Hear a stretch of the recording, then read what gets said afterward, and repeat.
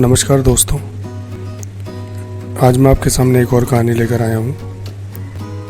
एक समय की बात है, रॉबर्ट ब्रूस नाम का एक राजा स्कॉटलैंड देश में राज्य किया करता था।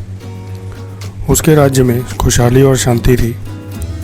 प्रजा उसको बहुत प्यार व सम्मान भी देती थी। परंतु एक बार इंग्लैंड के राजा ने स्कॉटलैंड पर आक्रमण कर दिया। दोनों देशों के बीच घमासान युद्ध हुआ। उस युद्ध में स्कॉटलैंड देश के राजा ब्रूस की पराजय हुई। वह स्कॉटलैंड पर इंग्लैंड का कब्जा हो गया। उसने अपने बचे हुए सैनिकों को एकत्रित किया और इंग्लैंड पर आक्रमण कर दिया। दोबारा युद्ध हुआ, लेकिन उस युद्ध में भी उसे पराजय का ही मुंह देखना पड़ा।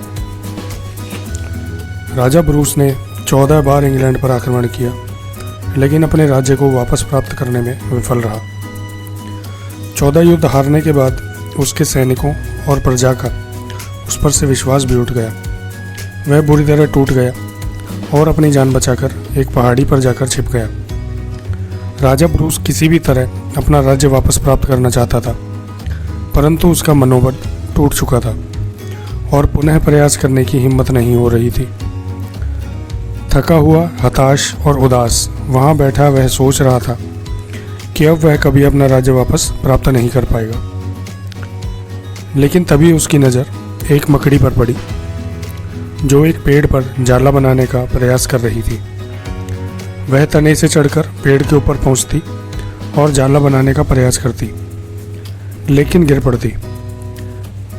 परंतु वह फिर उठती और फिर पेड़ पर चढ़ने लगती। राजा ब्रूस मकड़ी को ध्यान से देखने लगा। लगभग 20 बार मकड़ी पेड़ के ऊपर से नीचे गिर चुकी थी, कभी पेड़ पर चढ़ते हुए तो कभी जाला बनाते हुए। वह बार बार नीचे गिरती रही। अब राजा ब्रूस यह सोचने लगा कि अब तो मकड़ी के लिए पेड़ पर जाला बनाना असंभव है। शायद अब वह पेड़ पर चढ़ने का प्रयास करना ही छोड़ देगी। परंतु ऐसा नहीं हुआ।